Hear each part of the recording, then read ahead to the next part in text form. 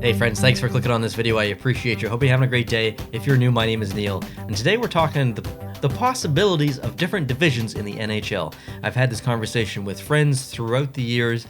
I've even made videos about this in the past, in the original days on the original Post to Post channel back in 2017 and 2018. So this is a conversation that is always kind of in the back of my mind, and it's something that I like to bring up every now and again because I don't like the orientation of the current divisions in the NHL. And I think the NHL kind of feels the same way. I know that they've had discussions about this through negotiations with the CBA and all this other stuff. They're trying to lock down things that make lives easier for the players, for the teams, and like all this is important. This is not in the forefront of their minds. This is very insignificant compared to a lot of the other issues that they're trying to address, but I think it's important at the same time. So I'm going to bring up a map of all the teams here in the NHL, and this is how we're going to go through this. So I'm going to be a little bit small on the screen here, but I need to be because there's a lot going on. So here's all the teams in the NHL and where they fall geographically in North America. So you can see there's lots of spread out teams here, and this shouldn't be a surprise to you at all. This is there's no decision making here. This is just how they land, obviously. So let's move on to the next graphic here, and I've colored in the zones, I guess, of each division. So the Pacific, you can see that going all the way up to Edmonton, and the logo there as well. And then the Atlantic gets complicated because some of the teams are up top, and then two of the teams are down below. And I didn't want to color all the way red throughout right down through the metro all the way down, although I should, but I just wanted to show the separation there. And then the Central is just this massive swatch of color here in the middle. Lots of spread out teams in the Central.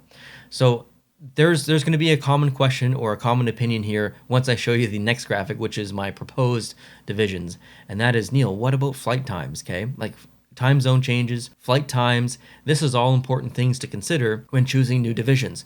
I 100% agree, okay? It is important, but you have to remember we just had that weird NHL year where we had different divisions. We had a North Division, which stretched from like Montreal to Vancouver, and that is a 4-hour flight minimum. And then there were some other like long distance ones as well. So if the NHL can do it for a year, and a year where they're not making barely any money, or they're making money, but they're not making much money compared to a normal year, then they can consider doing this in a regular year, changing things up. And my flight times, even though there's going to be a little bit different, they're also comparable at the same time to current flight times. It's just arranged a little bit differently. So let's move on to the next one. So here are my proposed divisions. So the Pacific actually doesn't change at all. It's literally the exact same. And then all the decisions happen after that. So the Metro is the next one that I decided to kind of make decisions on. So we've got Boston, the Rangers, the Islanders, the Devils, Philadelphia, the Capitals, Pittsburgh, and Columbus. So remaining with the 8 teams, and each division has 8 teams, by the way, remaining with those 8 teams, and that hasn't really changed that much. The only thing that we've done there is we've brought Boston in, and we've kept Carolina out. Pretty minor change. Now the next one is the South. I've called it the South Division. You can call it whatever you want. I've just put random names in here.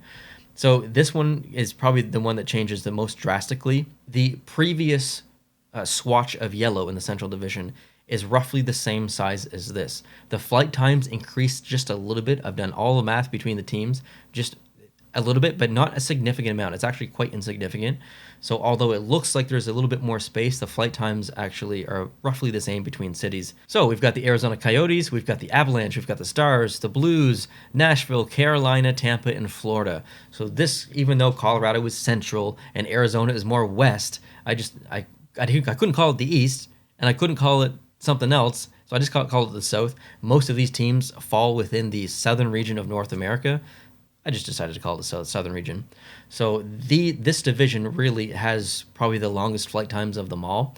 But if you turn this kind of swatch of this graphic on its side like this, the flight times are very comparable to the Pacific. Obviously, there's a time change benefit when doing that because most of the Pacific teams are in the same time zone. So the Southern Division has the longest spread of time zones and the longest flight times, but it's not that uncomparable to the previous Central Division. So just keep that in mind. Now, the next one, I decided to call it the North Division. I didn't want to call it the East. I don't know. I didn't know what to call it, so I just called it the North Division. So we've got Winnipeg, Minnesota, Chicago, Detroit, the Toronto Maple Leafs, the Buffalo Sabres, Ottawa, and Montreal. Look at how close Detroit and Chicago are. Chicago's in the Western Conference currently. Detroit's in the Eastern Conference. that's ludicrous. Like that seems so silly to me. But Detroit also used to be in the Western Conference, which is kind of weird. I'm not sure if you're old enough to remember that. And that change happened, I believe, sometime after 2009, 2010-ish range there. But yeah, these are kind of the divisions that I've proposed. I don't think it's right by any means. There's lots of flaws in my decisions here. There's lots of flaws in the ones that already exist. I don't think there's a perfect set of divisions, regardless of orientation of how you do it. There's always going to be issues. So while my suggestion here, I personally think is better than what exists now, I don't think it's drastically better, and I don't think the NHL should switch to it. I just wanted to kind of explore the situation and look at it from like a visual perspective of layout and swatches of distance between teams and stuff. So again, don't think I'm right, but would love to hear your opinions here. And I think that was the last graphic. So yeah, would love to hear your opinions here. What do you think of this, and do you have a better idea or a better arrangement of teams for each division?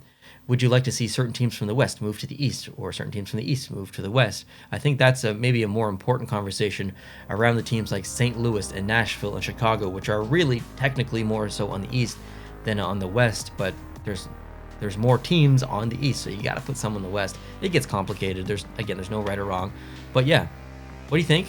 We'd love to hear from you. Hope you're having a great day. And subscribe if you're new. We're talking hockey here lots on the channel. If you did like this video, hit the like button, and I'll talk to you guys later. Adios.